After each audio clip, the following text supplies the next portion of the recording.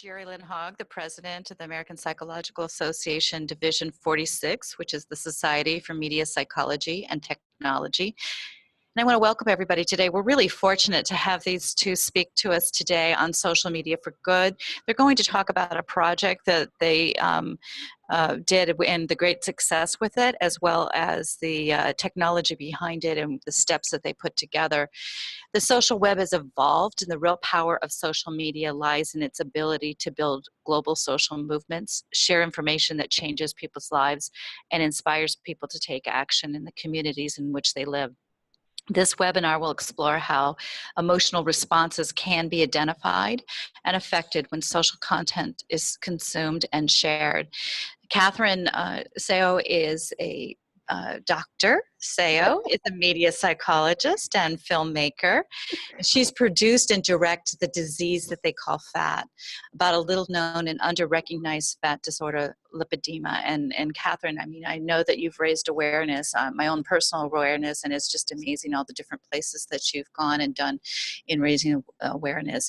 Catherine and Noah have partnered to create a movement about lipedema through social media that has received much recognition, reaching patients and healthcare providers globally. And I know that you have visited many places around the world. And Noah is a marketing professional, has helped dozens of global brands build successful social media campaigns, reaching millions of people worldwide under the guidance and principles of Be Generous. He has studied social media under Clay Shirky at NYU, and now works with a global healthcare brand as the VP of Digital Strategies at Hill Holiday in Boston. So again, very excited to have the two of you here today. Really glad that you volunteered your time to be with us, and I'll let you take over. Thank you. Thanks, Jerry Lynn. It's wonderful to be here. I'd like to frame the presentation around two things. One is, as I hit perimenopause, I experienced an unexplainable weight gain and other complications that resulted in a misdiagnosis and several surgeries later, and I was facing possible immobility. And so in 2012, I started a journey to find out what was wrong, what I could do about it, and I was just very stubborn. I quickly about a year into, from 2011 to 2012, learned that I had this very little known, under-recognized, generally misdiagnosed disease called lipedema, and that the only people who knew anything about it were overseas. So I took a camera and started to literally go and interview doctors, surgeons, patients, etc. And so for a couple of years, between 2012 and 2014, I was on this very fascinating and challenging and rewarding journey. And that brings us up to 2014 when Noah and I connected. Except that Noah and I connected many, many years ago. Noah is the son of one of my oldest and dearest friends. I was visiting her one weekend in August of 2014, and Noah showed up with his amazingly adorable little one-year-old girl. And I hadn't seen him in years, though I knew about his trajectory through NYU and Pratt and teaching and working with Clay Shirky, etc. So over brunch, we started to chat, and Noah, he was very young, and I've always loved him. And so what ended up happening, I said, well, you can't possibly be interested in finding out about lipedema. It's about fat legs. And he pulled up his chair. He went like this, and then he said, I'm really interested. What did you tell me about it? And that led to the very beginning of a partnership that has been more than I could ever have imagined. I've learned more. We've been able to accomplish, again, more than I would ever have imagined. And so our presentation today is really a journey looking at some of the technology behind social media for good. One of the things that happened is early on in the process, I found some solutions for me, but then I found out that there were 17 million women in the US alone who had the same disorder and didn't know about it.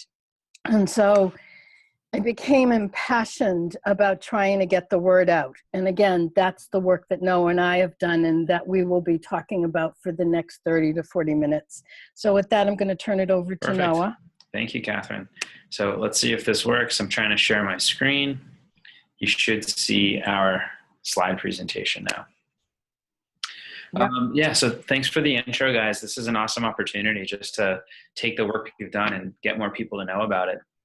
But basically, the social media work I typically do is for really big brands, that are selling commercial goods. Essentially, it's part of consumerism and capitalism, and the machine that kind of runs the world. So it's just been incredible to get to take that skill set and that knowledge and use it to help people and to really take a small idea and just reach a massive scale. So the first half of what we're going to look at is a lot of the technique. And then the second half is more specifically the work Catherine and I did together to raise awareness about lipedema. Okay, so content is king. You could probably look up this quote and you could find 20 different people claiming authorship. The internet is run on content. Every single social feed, whether it's Facebook or Twitter or Snapchat or whatever, there is just a stream of content. It's highly personal. And really, that's where people are spending their time, mostly now on their mobile devices. So what we've all sort of figured out in the industry is that the attention span of our end user, that's the actual currency of marketing now. Digital marketing is all about where are people spending their time and how do you capture their attention. The reality is that people now are actually multitasking. So they're watching TV and they've got their iPad and they've got their smartwatch, and there's so many things happening. So to get that attention, you really have to create something that cuts through the noise, and it really has to appeal to that individual. So engagement, everyone talks about it as engagement. It's unfortunately become a buzzword, but for us, engagement is something that you couldn't measure before. The world was run by one-way broadcast, television, radio, traditional, print, things like that. You would assume, based on circulation numbers, that people saw your message. So engagement has really become the evidence that you've impacted someone. So if I send out a message, maybe you see it, maybe Facebook tells me I recorded an impression, but how do I really know that it moved you? How do I know that it struck a chord and it made you feel something? Well, when you comment, when you share, you're raising your hand and you're becoming a participant. So that engagement is really, as the communicator, the evidence that you're really starting to make some traction. So engagement is not an on-off switch. It's not that you either have content that's engaging or you have content that isn't engaging. It's this very dynamic scale. And what we're actually starting to learn is that there's biochemical triggers that are being pushed. I read somewhere that oxytocin is the chemical that's released when you're really engaged, and that apparently if you create a piece of content of your own and you get that social validation when other people either share it or like it or respond to it, apparently the dose of oxytocin is equal to what you'd get when you're standing on the altar on your wedding day. So that's powerful stuff. So we put together a scale that really starts to communicate these varying degrees of engagement. All right, so imagine for a second that you've written a blog post and you saw the data point that blog posts with images engage 90% more. So you decide, all right, I wrote about music. I'm going to go on Google Images. I'm going to find an image of music, and now my blog post is more interesting. Well, that's true. So this, generic photo of sheet music and a clarinet, yes, that's more engaging than no image at all. But we're going to give it a point, just a single point, a score of 1 on the engagement scale. So imagine you get a little bit more creative, you dig a little bit deeper, and you find this really just visually compelling image that might align even more with the topic of your blog post. That might be twice as engaging. Now we're up to a score of 2. But we're working with people, and it needs to be human. People need to feel something. So you find a similar shot, someone holding a guitar. It's an attractive young woman. It's an artsy angle. Now we're up to 5 points. This is even more engaging. But perhaps something about your target audience. and they're not into, black and white. They're into funky, folky colors based on, their personal culture and values. Well, if you align with that, with this fourth image, maybe now you're up to 10 points. It's even more engaging and personal, and maybe it even looks like one of their friends, but you know what? They don't even recognize that person. It's just a model. So by adding in a person that they know and that they recognize, some of the same feelings that they might have towards, seeing the adjacent content in their say Twitter feed that their best friend wrote, or that their family member, or that their colleague wrote, that familiarity is worth a lot. So now we're up 10x. Now we're up to 100 points because they recognize it's Dolly Parton, this famous celebrity. But maybe they're not a Dolly Parton fan. Maybe they're a Taylor Swift fan. So now they don't just recognize the person. They're not just easy on the eyes. They're not just holding this electric, gorgeous guitar playing music, but it's actually someone that they're a fan of. It's someone that they really follow and respect. Now, this is about as far as you can get. And this is great. This is, again, these are made up numbers, but this is about 500 times more engaging than that initial stock photography. But here's where things really shift.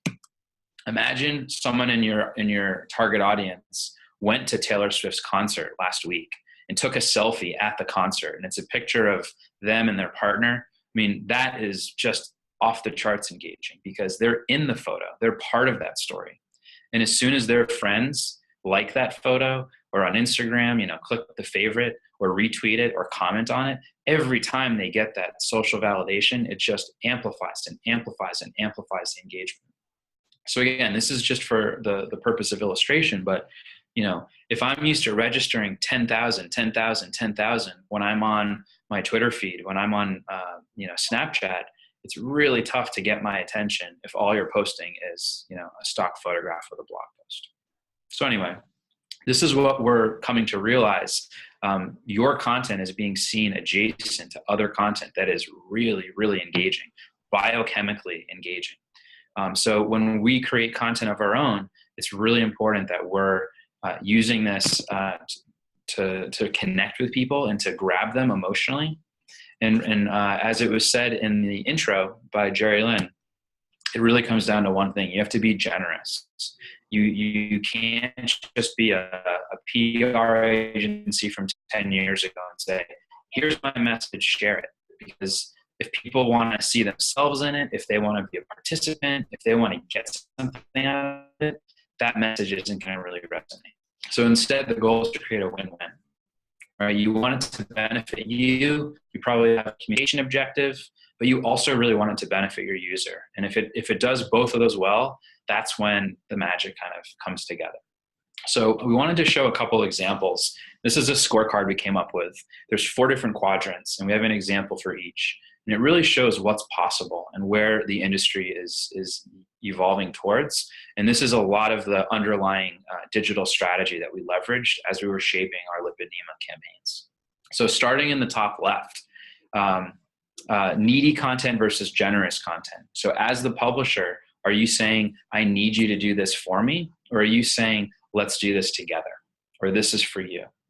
And then as you go from top to bottom, is the content a little bit engaging and you could just hold someone's attention? They make it to the end of your video, they read your whole article, or is it highly engaging? They get to the end of it and they want to raise their hand and they want to dive in and they want to share it and endorse it and become a part of it.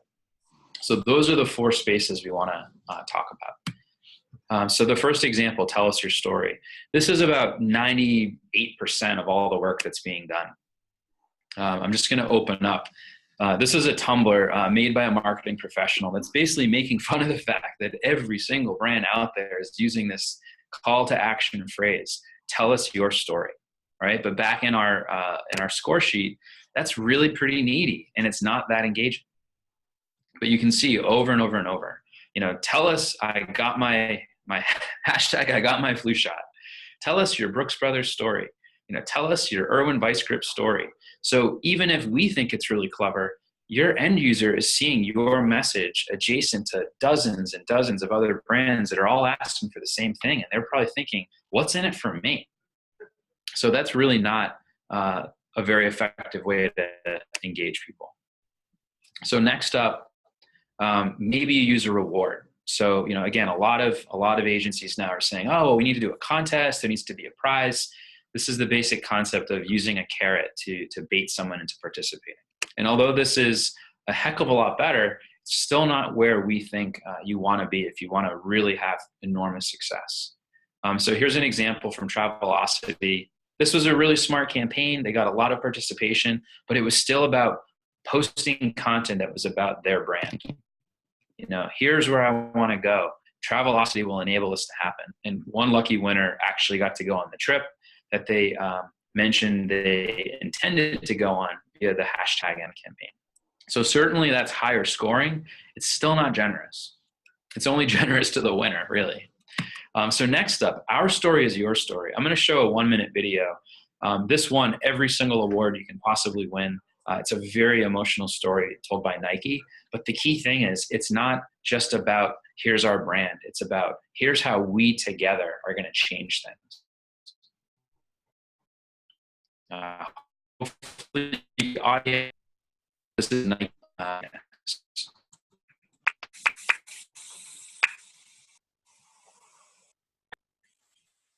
Greatness, it's just something we made up. Somehow we've come to believe that greatness is a gift reserved for a chosen few, for prodigies, for superstars. And the rest of us can only stand by watching. You can forget that. Greatness is not some rare DNA strand. It's not some precious thing. Greatness is no more unique to us than breathing. We're all capable of it. All of us. So that last line, we are all capable of it, all of us. It's incredibly inclusive. You feel like you're a part of it, and you feel inspired, and you feel like, this is fantastic. That could be me. So that level of accessibility is on a whole other level. But still, this is a video. Someone might see it. It was a TV spot, and maybe it just changes the way they're thinking at that moment. But this fourth quadrant takes it to a whole other level. Let's tell our story together. Again, maybe it's a buzzword now, but this concept is co-creation. So it's not just about a brand and a message that they broadcast. It's about the end user and the brand coming together and really, making music together. I'm just going to show the first minute of it. But this was a activation for a film, Pitch Perfect. And basically the producer of the film went and found this guy, Mike Tompkins. He was a YouTube creator. You can see at the bottom, he's got almost 2 million subscribers on YouTube. He makes all these different music videos. So they partnered with him, and they had him reach out to his millions of fans, and they were invited to make this music video together. So again, it's not just engagement as a voyeur, it's engagement as a participant.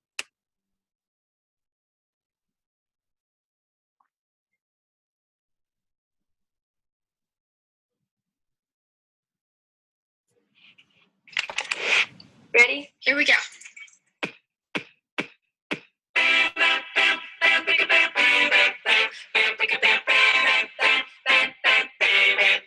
Let's go to the beach, let's go get away. They say what they gonna say. Have a drink, clink, found the Bud Light. Bad bitches like me, it's hard to come by. The Patron, on, let's go get it on. Zone on, yes, I'm in the zone. Is it 2, 3, leave a good tip. Blow all my money and don't get greedy. I like to dance, so you know till I get standing on the floor. Okay, so you get the idea of it. Really fun song, really fun video. And there's hundreds of people, maybe even over 1,000 people who all sent in their videos. And instead of just saying, oh, I'm looking forward to this movie coming out. Wow, this guy, Mike Tompkins, is really talented. They're actually in it. You can bet the house on it that all of these people went and shared it with their friends, went to the highest mountain and said, look at what I did. So that's again, just a whole other level of engagement. And you can see the video got 19 million views. I mean, it's just phenomenal. So this is the very best thinking that's happening in marketing right now. Okay, so with that scorecard, all the work that we want to do moving forward, we really are striving to get it into that fourth quadrant. We know that's possible. But what most people come to me asking for, they heard about a social media campaign that just absolutely, blew up, and they say, make it go viral, make my work go viral. And I wish it were that simple. So here's what's interesting. I would say virality is not something that you can make happen. It's a way that you describe something that has happened. You can only talk about it went viral. So we wanted to, again, apply some process and some thinking to what that means. So the viral equation is one way of describing how much viral potential is present in a campaign that's gone live. So there's two things we look at. One is the rate of sharing. So of all the people who initially see it, what percentage of them end up sharing it? And when they do share it, what's the scale of amplification? How many people are they sharing it with? When you multiply those, that gives you your viral potential. And if you can get a number that's pretty close to 1, what that means is every round of sharing is going to keep generating and generating and generating more momentum. It's like an engine. If you can get over 1, fantastic. Most work is between 0 and 1. So we have a couple examples that kind of walk you through that. But the simplest example to get the perfect number of 1, imagine you have 1,000 people that see your content. 1% of them share it, 10 of them share it, and each one of them has 100 friends. That content's going to go to an additional 1,000 people. And if 10 of them share it and they each have 100 friends, it goes to another 1,000. In each cycle, it would just keep going and going and going, potentially infinitely. So that's that engine of virality. So let's look at the more traditional outcome. I would say, again, 98% of the work that I've seen in the wild done by marketing professionals, this is about as good as it gets. So they use paid media to reach a lot of people. For $10, you can typically reach 1,000 people. So if you put $10,000 behind your piece of content, you can get it in front of 1 million people. But if it's not that engaging, maybe 0.1% of people share it. So that means if they each had 100 friends, those 1,000 people would go to 100,000 new people. And then if only 0.1% share that, now it's only going to 10,000, and you can see you're losing 99.9% in each of those generations. So basically in this case, it would trickle down to 0 very quickly after just a few generations. And at the end of the day, you'd have your 1 million impressions that you paid for. And then you'd say, oh, plus I got these 111,000 free impressions. So for a lot of brand marketers, they're not used to getting anything for free. And they'd say, oh, social media is great. It went 11% further for free. So here's an example of a considerably better outcome. If your viral score is 0.5, right? So now instead of 0.1% of people sharing it, you're up to 0.5%. You might start with that same million people, but now through sharing, in one generation, it goes to an additional 500,000 and then an additional 250,000. So it's still slowly burning out, but there's way more opportunity here. Now you're getting the end of this cycle. You got 1 million impressions that you paid for, and then you get a second million that are for free. So one of the examples that Catherine's going to show in a little bit, we did achieve this level of success, and we basically got 2 times the reach for the same dollar. And then finally, what happens if you really hit the viral jackpot? In this case, you might start with a small group, and it very quickly grows to a massive group. So now we're from 0.5% to 1.5%, which again, these are not big increases. But if we start with 50,000 people and 1.5% share it, now it goes to 75,000 people, 1.5% share it, now it goes to 112,000 people, and it just keeps growing and growing and growing at a massive, massive rate. So do the math. 40 generations of this level of sharing, if each person has 100 friends, you're going to reach 500 million people within 40 generations. So a great example of that is the Ice Bucket Challenge. With the Ice Bucket Challenge, I think you're all pretty familiar with it. Last summer, it was to raise awareness about ALS. You dump a bucket of ice water and then you tag several people. So that idea of sharing it was embedded right into the experience. And it got shared and more people did it and it got bigger. And then a lot of really famous people noticed. Here's Oprah and Bill Gates, even Obama. I mean, this was really an incredibly effective viral campaign. And I don't know if you can perfectly trace back how it unfolded, but that viral potential was well over one, probably 2, 3, 4, 5. And it just, every person in the country saw this content maybe 50 times, dozens of times, all in their newsfeed in a very short amount of time. It ended up raising $220 million, which is amazing. I want to say that all happened within a month. So the question that I have for everyone today is, was this a successful viral campaign? Arguably, it was the most successful, but what was their actual marketing goal? I think their goal was to raise awareness about a rare disease that the people who have it are suffering, and there's not enough research. So one thing that I'm really fascinated by is Google. And for free, you can go to Google Trends, and you can put in a search term, and it shows that search interest over time. And you can see that that massive spike marked with the letter G is when the Ice Bucket Challenge launched last summer. And unfortunately, there was precipitous drop-off, and now it's back down to 0. Nobody's talking about it outside of us right now on this webinar. And even the underlying disease it was raising awareness about, ALS, same thing. That same spike happened, massive, massive volume of interest, and then it dropped right back to where it was, possibly slightly higher, but just incrementally higher than before the Ice Bucket Challenge. So yes, it was very successful, but I really think even more is possible. So Catherine and I, when we set out to do this work together, it actually was right around the time of the Ice Bucket Challenge. We started working together last summer. And really what we decided to do is to build a movement. And really what makes a movement is not just a big spike for 1 month. It's about endurance, and it's about really converting someone from a consumer to a participant, and then from a participant to an advocate. So Catherine's going to go through the work we've done this last year. Great, thanks, Noah. And so I have to say, when Noah first said to me, so we began working together in August of 2014, so that's last year, it's a little over a year. And when he said, well, what we need to do is build a movement, I said, yeah, that sounds great. Let's do it. But I just couldn't imagine it, reaching the kind of scale that it has. So the Lipedema Project is really just about the raising of awareness about lipedema in 2 particular trajectories. So Noah's going to be moving the slides forward, so you can move it forward, Noah.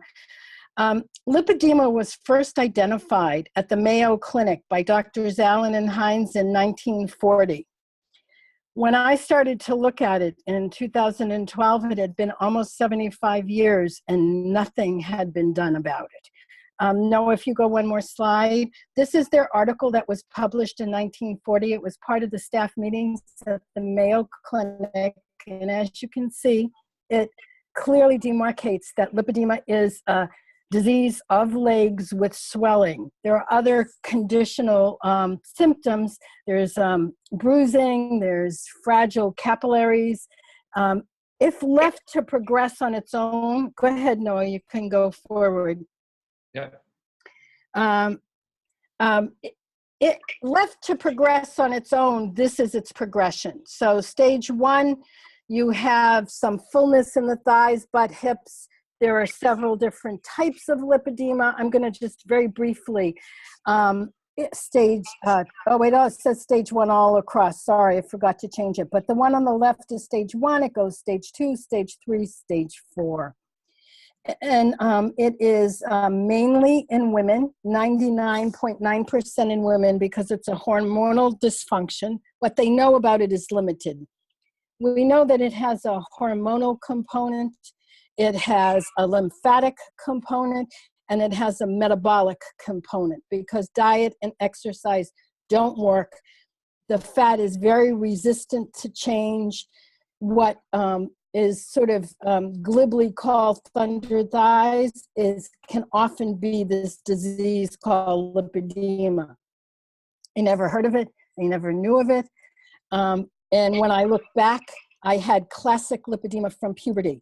Times of onset are puberty, pregnancy, and perimenopause. And my personal situation was at perimenopause that took off. Okay, Noah. And so this is the ICD codes. International Classification of Diseases is the classification codes used by all hospitals, all doctors, all insurance companies. And I just point out that from 79 to 98, and then the ICD-CM, which is another form of the 9, and we just went into the 10, and lipedema isn't anywhere on the radar. Let me say that there are 17 million women in the US alone. And according to the research, it suggests that there are 11% of all women have this disorder. Okay, Noah. So what happened, and you know, there was from 2012 to 2014, there was a lot that I tried to get done. What made things happen is a collaboration between, at that point, I had my own little LLC called Lipedema Simplified, was a partnership with a healthcare provider that had a lot of clout. He was the director, he is the director of the Friedman Center for Lymphedema Research and Treatment in New York at Mount Sinai Beth Israel, which is one of the largest hospital systems. And together, go ahead, Noah. Together, we created something called the Lipedema Project. That's Dr. Mark Smith, and that's me. And that was at a symposium, and I'll talk a little bit about it.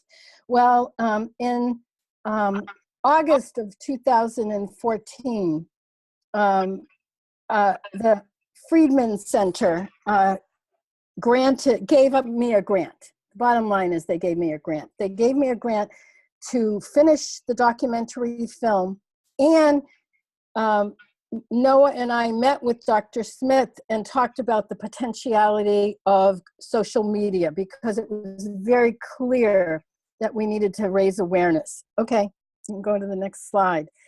And this is what happened from Google Trends.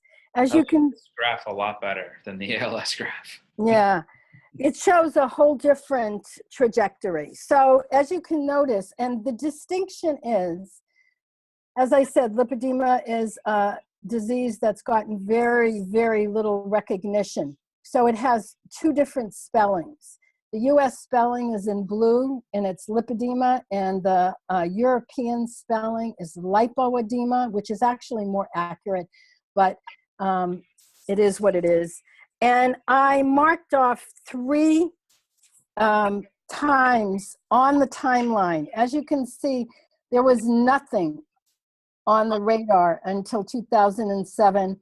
There was a little blip in 2007. There was a little blip in 2008. In 2009, there started to be a little bit of movement.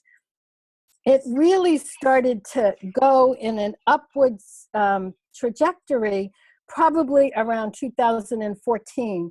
And it really seems to be from the work that we did. Because, so the first X is 2014 and is when we started with social media. The second X is the peak when we had the first international symposium that was sponsored by the Friedman Center and Mount Sinai. And the third X is when the documentary film came out in the summer, this past summer. It came out in June. Okay. So we started in August of 2014, and this is the first schema that Noah and I, but mostly Noah, put together. And when we went through the needs analysis and what we wanted to create, what the goals were and what the objective was, we said basically there were two audiences. We wanted to reach women with lipedema, which at this point is 17 million. I think I've said that, I'll say it again. 17 million women in the US who don't know that they have lipedema. And a secondary audience, which is medical professionals. I heard the same story. I traveled throughout Europe, Germany, and the Netherlands, Italy, to the UK 4 or 5 times. I interviewed a score of people, experts, surgeons, women with lipedema, researchers, experts in the lymphatic system. And when I talked to women, I heard the same story again and again and again and again. And the story was simple, that they, at that point, they knew they had lipedema. They were generally in more advanced stages, and that they'd gone to physicians and they'd hear the same story, which was basically, you're fat because of lifestyle choices. Go away, lose weight, come back when you've lost 50 pounds, 75 pounds, 100 pounds, 200 pounds, whatever. And that sent me in a direction of looking at anti-fat bias. And I became aware of a lot of research that states that healthcare itself has ubiquitous stigma and weight stigma and anti-fat bias. So Noah and I looked at that and we said, we need two things. We need to help women to become aware that they have it, number one, that it's not their fault, number two. Number three, we have to educate medical professionals. And it was when Dr. Smith came in, of course, that started to coalesce. And so the strategy was simple. We would build awareness. We would get women at this point to engage, and then we would activate to turn interest into engagement, engagement into advocacy. Forgive the crude analogy. I always use dating analogies because I think so much of our brain has been set up for dating and reproduction. But, think of this as 3 dates. You can't just go straight to activation and say, hey, share this, join the movement. That's too much too soon. And so we actually, here it's broken out into 3 stages. But on the next slide, really the goal was to take people on an emotional journey. So you start with the unaware, and through content consumption, you make them aware. Did you know about this? Oh, now I know about it. But next you have to inspire them. They have to feel something emotional. And that's through that engagement and potentially sharing. But to really build a movement, it's not about you and my content. It's about you and your peers. So it's about feeling that connection and being part of something much bigger. And then through all of the story sharing, all the advocacy, all of the support from the group, that's when people would say, you know what? My hand is up. I am active. I'm inspired, and we're going to do something about this. So again, it's a staircase that we needed to take people down, and it's impossible to go through that entire journey in a single moment. It's really a slow, ongoing process. Wasn't so slow, Noah. Go to the next slide. So again, Noah and I started to work together in August. So we said, well, why don't we test the waters? And we built some content. We actually brought in someone that had worked with Noah, and she built some content. On the lower left here, you see the most alluring thing a woman can have is confidence. It's a Beyonce quote. And so we built a number of these kind of content pieces, and we put them on Facebook, paid media. And the reason why I wanted to show this is that we just tested it out, and the website, if you look in the column that has the red circle, the website unique visitors jumped from the beginning of the year. It was 2,000, then 3,000, then it went up to 4,000 in August. In September, with a little bit of paid media, and I'm saying a little bit of paid media, it jumped to 12,000 views. So by the end of September, we said, holy cow, what can we do next? We proved that, we proved to Dr. Smith that this could work. And then we said, okay, we want to take this to another place. Go ahead, Noah.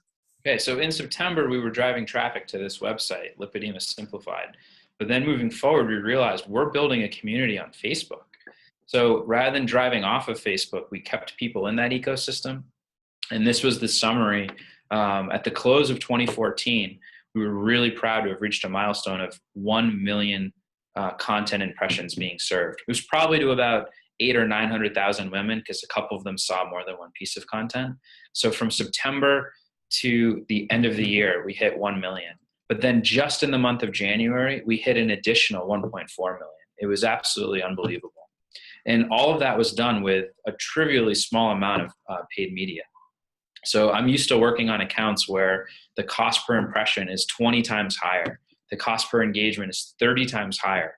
But this content was really getting a lot of engagement. You can see the black image, it's sort of a triangle of users, 1.4 million impressions. 42% of those impressions came from viral sharing. So across the board, every dollar that we spent was just boosting and boosting and boosting what was already happening organically. So these particular posts were not about lipedema, but one thing that we decided early on, if you see the little dancing lippy lady, it's the logo for Lipedema Simplified, and we use it in conjunction with the Lipedema Project logo. And so we made some brand identity, even though it said nothing about lipedema because nobody knew the word lipedema. Correct. Yeah. So that was the first stage of just building base level awareness. Mm-hmm. And then next, it was really about bringing the doctors and patients together. And so in April, we started, we started this in probably September, October time region, trying to move this forward. And it really was social media that got it to happen. And we were able to fill the audience with both patients, with doctors, with surgeons, with researchers. And we had the first international symposium on lipedema with experts coming in from all over the world in New York City in April.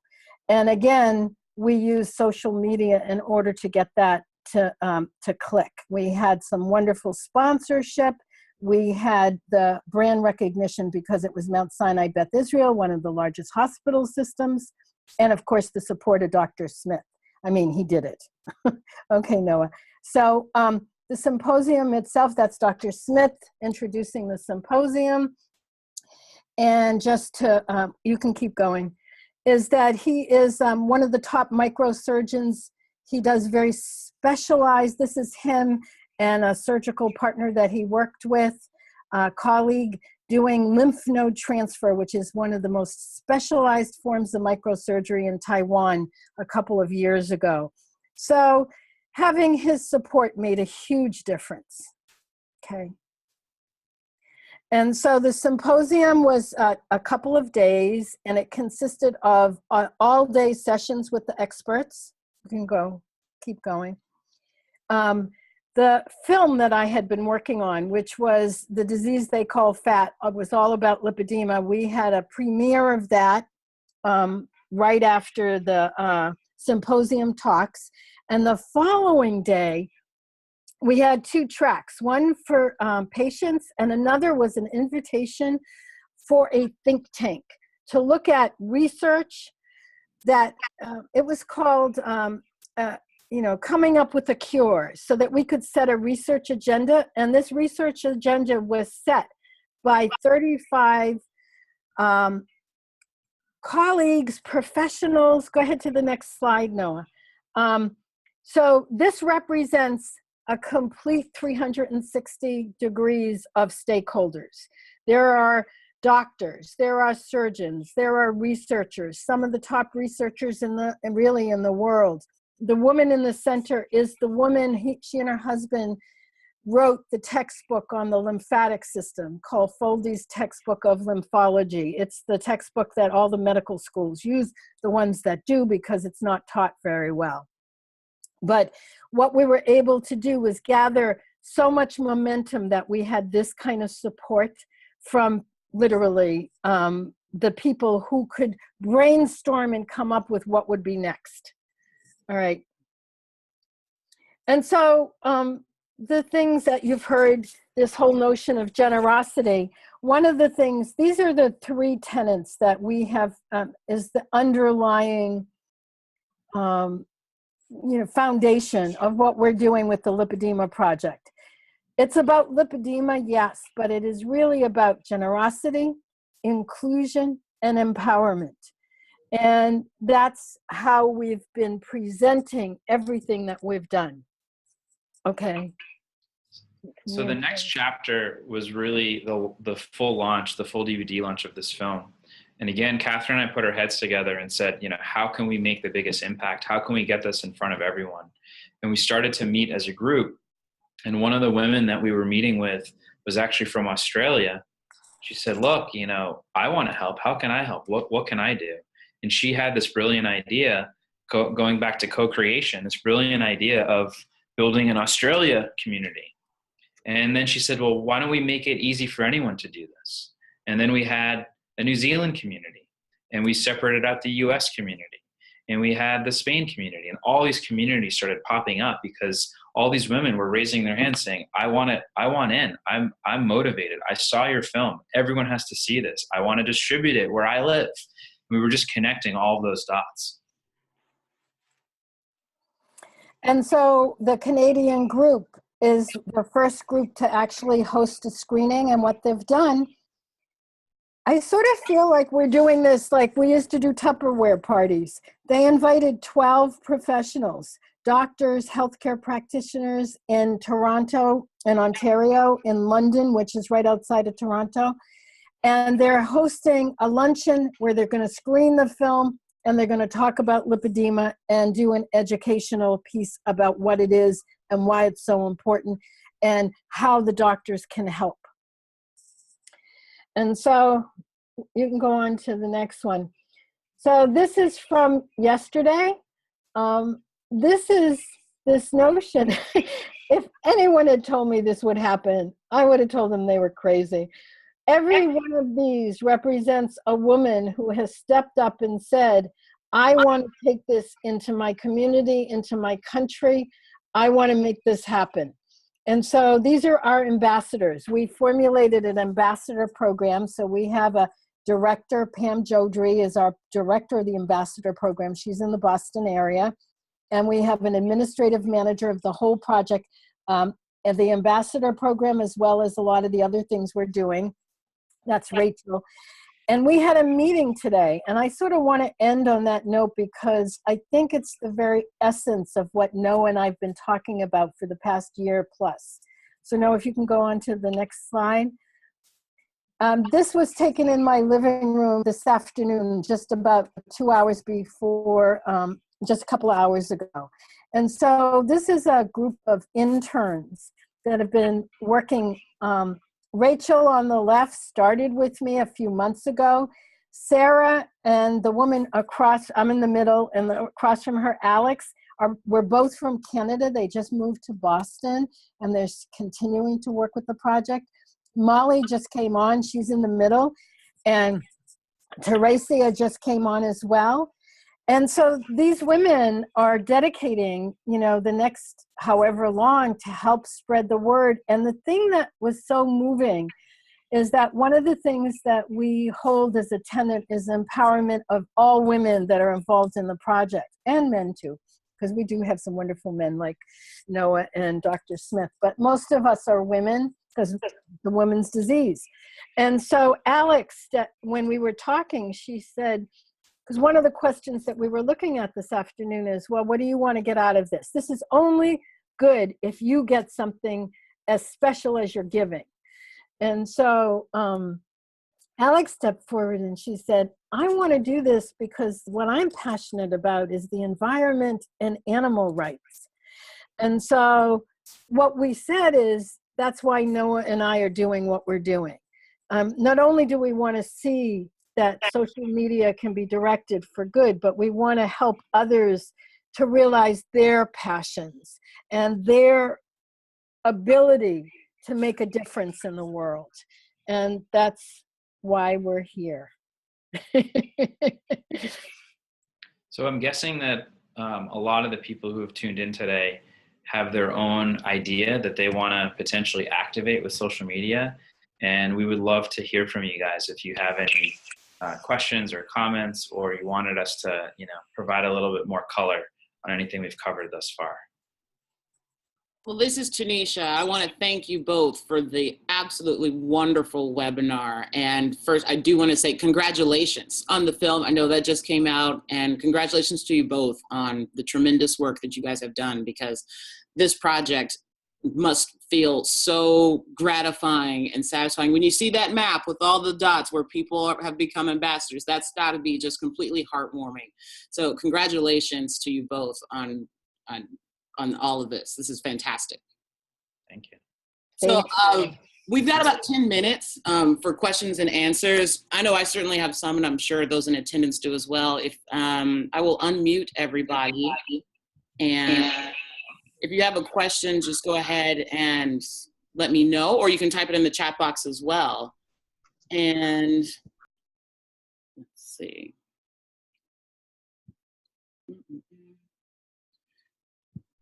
So to kick it off, I guess I wanted to talk about the when you said engagement as the evidence of impact.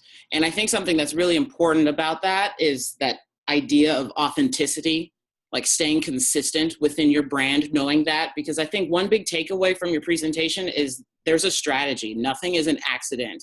You've spent a lot of time knowing your audiences, separating them primary, secondary. And I absolutely love your dating analogy of, that this is a journey and you can't jump into it. That's something I wish I knew in college. One thing I'll say about authenticity is, to be very real, you can't pretend to know your audience. I mean, I guess in this case, Catherine, you were both, an audience member and the director because, you also have this disease. But I certainly don't. And that didn't get in the way. I mean, what you have to do is listen. One of the things we didn't mention in this webinar is Catherine was active on a number of discussion forums, and we actually sent out a survey and asked people, how does this make you feel? What do you want to tell the world?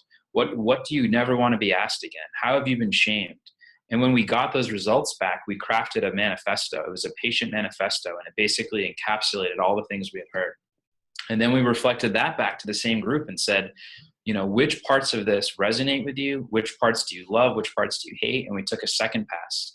And it was basically just, we asked the community, what matters to you? And then everything that they said, everything that we heard back, that's what we embedded. So a lot of it's really about listening, and it's really about having the humility of, I can't predict what's going to work. I don't know exactly how these other people feel, but I'm going to give them a chance to have a voice, and then we're going to amplify that voice, and we're going to take that little morsel that we captured, and we're going to scale it. That does make a giant difference in the importance of listening, because in that process of listening and adapting your model to that and your audience, you're building a brand that ends up translating into a community that's both, physical and digital because of social media now. Yes. Well, there are women, I still get emails. I just got an email from someone in Bulgaria who said, I know, I just found out, I think I have this disease. What can I do? So women are starting to come from all the corners. And the other thing that I think has made a huge difference is that, we don't feel like this is even our brand. We feel like it is, it belongs to the community.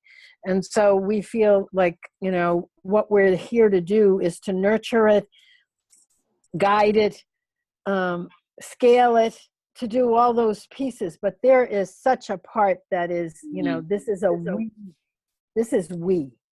And if you're successful in building a movement, something very scary happens. You lose control of it.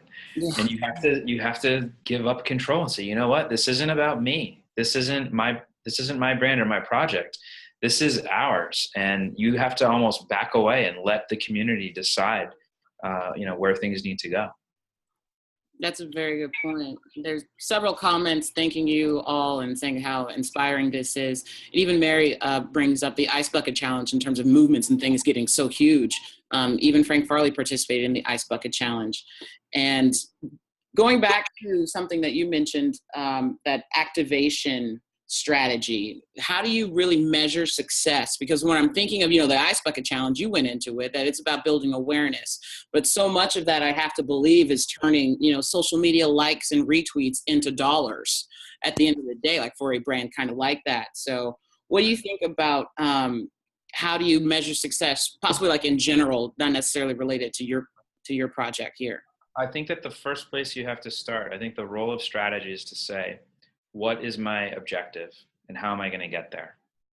So, measuring success is really saying we set out to meet this objective. Are we meeting it? Mm-hmm. So if the Ice Bucket Challenge, if the objective was to raise awareness, that's different than if the objective is to raise $1 million. Right. I think they achieved both of those. I can't tell you what their goal was. Mm-hmm. But really it's important to have a system where whatever your key, performance indicator is, it needs to ladder back into what's my communication goal? What's my business goal? What's the community's goal? The critique I have for the Ice Bucket Challenge is it went so far on the awareness side that it didn't necessarily go into any depth. There's sort of quality and there's scale. They reached massive scale, but it was a superficial depth. Everyone said, oh yeah, Ice Bucket Challenge. Well, I could tell you it's ALS. And even someone else might tell you it's ALS, but they don't know what that disease is. So, really the balance is figuring out how do I reach a lot of people, but how do I make sure that they're having a quality experience and they're actually shifting their thinking? So in the case of lipedema, if all we ever did was the Beyonce quotes, sure, we could reach, the whole world with really inspiring kind of pro-women, pro-body image messaging. But it wasn't enough to just take it that first step. We had to get doctors involved, and we have to empower those women in their own community, in their own relationships. So, the success measures might actually change over time. And as you graduate to the next stage, you might have to measure it in a different way as your goal has shifted. And one way that we have kept active community conversation, well, is definitely with social media and Facebook groups, but we also have series of webinars.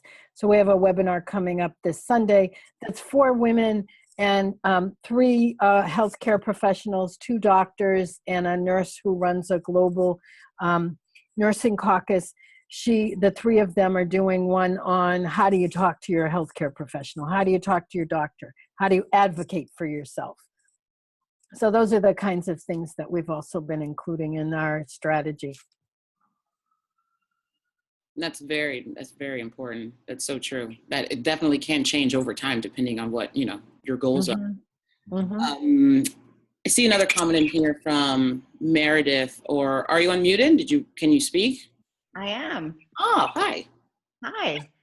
So I'm just wondering, would it be possible at all for Division 46 to use this kind of idea to get people involved in taking this forward, not just for lipedema, but for, my ideas for people with insomnia. They don't know, they're just prescribed drugs and then they get hooked on those drugs. They don't know that there are behavioral treatments.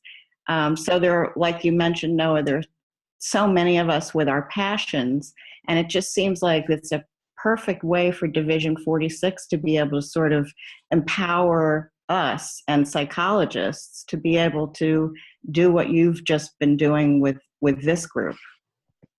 Yeah, I think the same way that you have these startup accelerators and incubators, there's one here in Boston called Techstars.